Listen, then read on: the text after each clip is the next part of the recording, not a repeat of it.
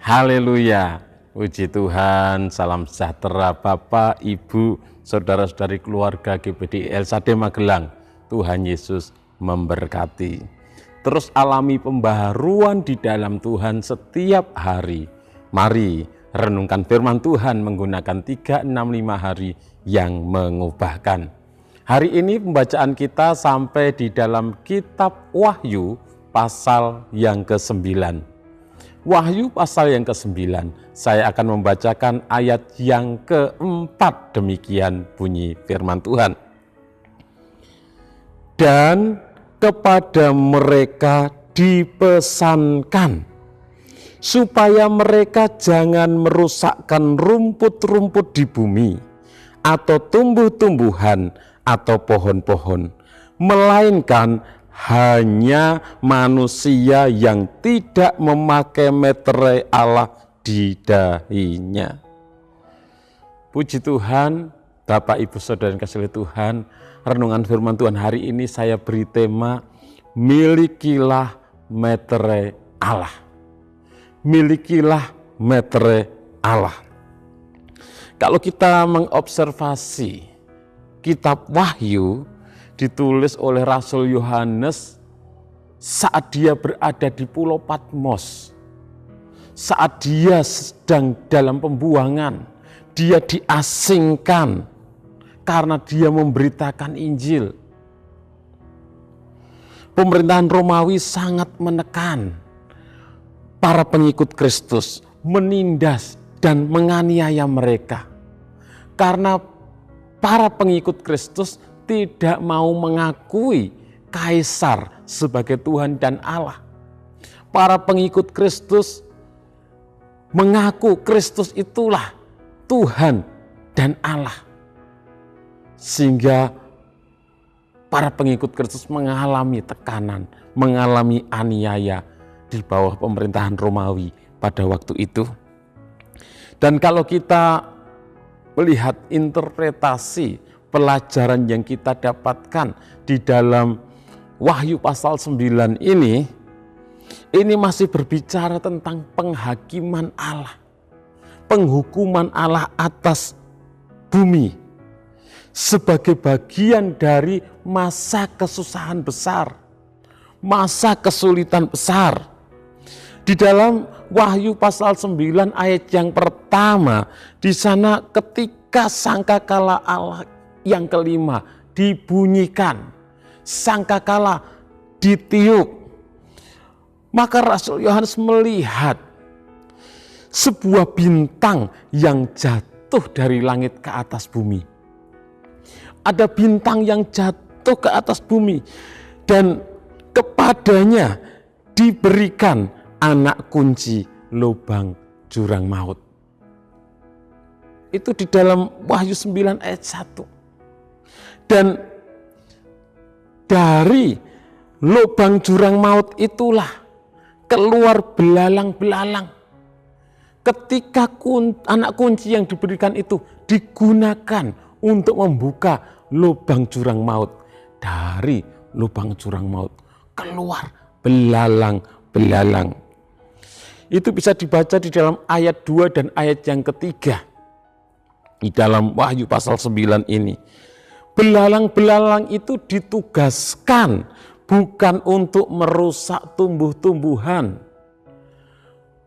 bukan untuk merusak pepohonan, bukan untuk merusak rumput-rumput, tetapi untuk menyiksa manusia selama 5 bulan. Di dalam Wahyu 9 ayat 4 sampai ayat yang ke-5. Dan belalang itu memiliki gigi seperti gigi singa.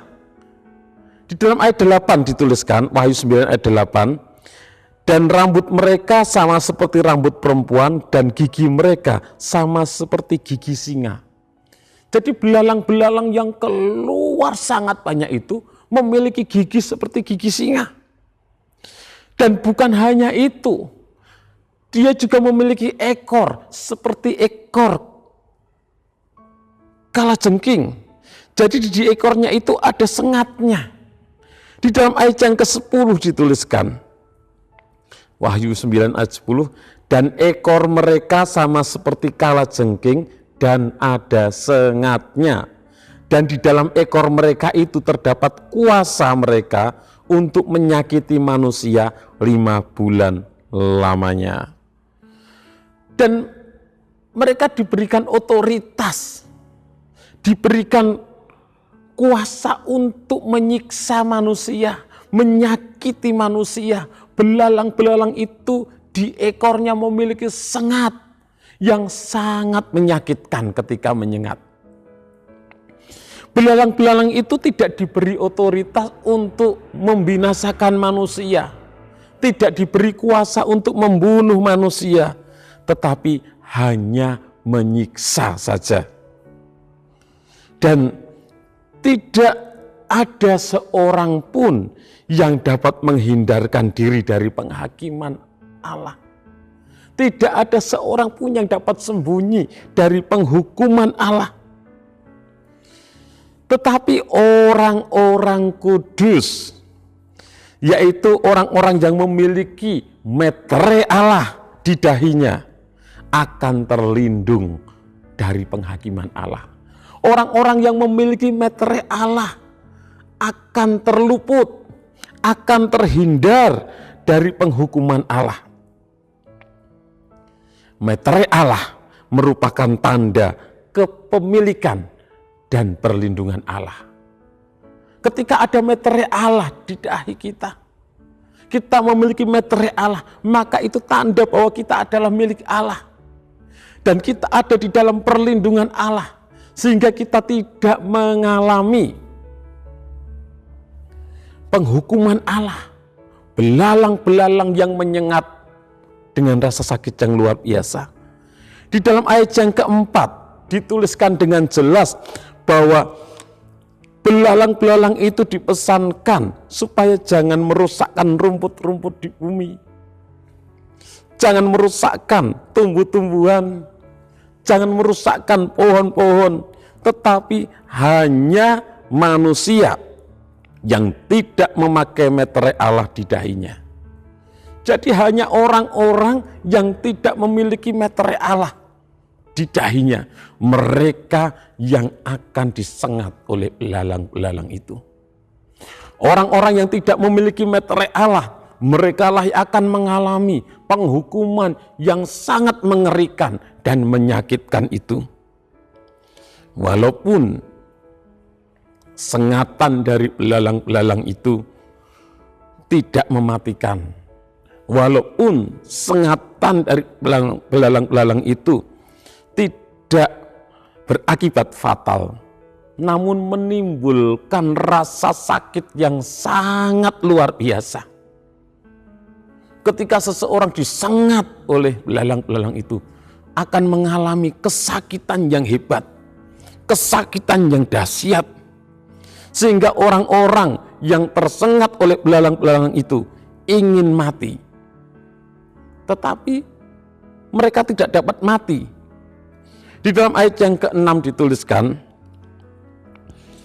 dan pada masa itu orang-orang akan mencari maut, tetapi mereka tidak akan menemukannya, dan mereka akan ingin mati, tetapi maut lari dari mereka. Jadi karena penderitaan, karena rasa sakit disengat oleh belalang-belalang itu, maka mereka ingin mati. Mereka mencari bagaimana caranya supaya mereka mati.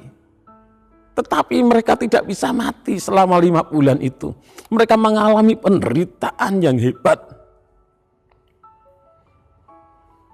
Dan ini sungguh suatu peristiwa yang sangat mengerikan. Peristiwa yang sangat menyakitkan. Sudah tidak kuat dengan rasa sakit, mau mati, tapi tidak bisa mati. Bapak, Ibu, Saudara yang kasih oleh Tuhan, aplikasi di dalam kehidupan kita.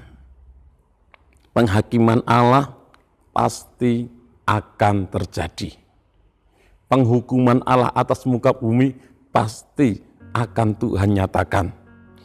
apa yang dituliskan di dalam firman Tuhan pasti digenapi. Penghukuman yang sangat mengerikan dan menyakitkan. Dan saya percaya tidak ada di antara kita yang mau masuk ke dalam masa-masa penghukuman tersebut. Tidak ada di antara kita yang mau mengalami masa-masa penghakiman tersebut.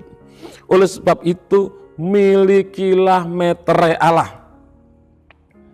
Karena penghukuman itu hanya akan dialami oleh orang-orang yang tidak memiliki meterai Allah. Hanya kepada orang-orang yang tidak memiliki tanda meterai Allah di dahinya, mereka lah yang akan mengalami penghukuman dan penghakiman Allah. Meterai Allah adalah Roh Kudus bagi kita umat-umat Tuhan. Efesus 1 ayat 13 dituliskan, di dalam Dia kamu juga, karena kamu telah mendengar firman kebenaran, yaitu Injil keselamatanmu. Di dalam Dia kamu juga, ketika kamu percaya, dimeteraikan dengan Roh Kudus yang dijanjikannya itu. Jadi meterai Allah itu Roh Kudus. Roh Kudus menjadi tanda kepemilikan bahwa kita adalah milik Allah. Kita adalah kepunyaan Allah. Dan kita ada di dalam perlindungan Allah. Sehingga kita tidak akan mengalami penghukuman Allah. Tidak akan mengalami penghakiman dari Allah. Di dalam 2 Korintus 1 ayat 21 dan 22 dituliskan, sebab Dia yang telah meneguhkan kami bersama-sama dengan kamu di dalam Kristus adalah Allah yang telah mengurapi, memeteraikan tanda miliknya atas kita, dan yang memberikan Roh Kudus di dalam hati kita sebagai jaminan dari semua yang telah disediakan untuk kita. Jadi memeteraikan kita sebagai tanda miliknya. Efesus 4 ayat 30, dan janganlah kamu mendukakan Roh Kudus Allah yang telah memeteraikan kamu menjelang hari penyelamatan. Roh Kudus yang menjadi meterai bagi kita. Jangan kita mendukakan Roh Kudus Allah. Ikuti pimpinan Roh Kudus. Ikuti tuntunan Roh Kudus dalam hidup kita. Jangan kita mendukakannya. Milikilah meterai Allah. Jadilah anak-anak Tuhan yang dipenuhi oleh Roh Kudus. Dan hidup di dalam pimpinan Roh Kudus, maka kita tidak akan mengalami penghakiman Allah, penghukuman Allah yang begitu mengerikan dan menyakitkan itu. Tuhan Yesus memberkati. Terima kasih kepada Bapak Ibu Saudara yang sudah dengan setia mengikuti Renungan 79. Kiranya menjadi berkat bagi kita semuanya. Bagi Bapak Ibu Saudara yang ingin didoakan dengan pokok doa tertentu atau ingin menyampaikan kesaksian, dapat menyalurkan melalui chat WhatsApp di nomor 0813 2742 0088. Mari kita berdoa. Terima kasih Tuhan, kami adalah milik-Mu, karena kami percaya kepada Engkau, kami beriman bahwa Yesus adalah Tuhan dan Juru Selamat. Roh Kudus Engkau berikan kepada kami menjadi tanda meterai bagi kami bahwa kami adalah milik-Mu, kami adalah kepunyaan-Mu Tuhan. Biarlah kami boleh terus hidup mengasihi Engkau, hidup taat kepada Engkau, mengikuti pimpinan Roh Kudus. Roh Kudus akan membawa kami kepada segala kebenaran. Dan kami percaya kami ada di dalam perlindungan-Mu. Kami tidak akan mengalami penghakiman Allah. Kami tidak akan mengalami penghukuman Allah. Karena Kristus sudah menebus kami. Dan kami memiliki tanda meterai bahwa kami adalah milik-Mu. Memberkati seluruh umat-umat-Mu dimanapun mereka berada. Tuhan, tolonglah kami, keluarga GBD El Shaddai Magelang, yang sudah percaya kepada Allah, sungguh-sungguh berusaha melakukan pekerjaan yang baik. Itulah yang baik dan berguna bagi manusia. Dalam nama Tuhan Yesus, kami berdoa bersyukur. Haleluya.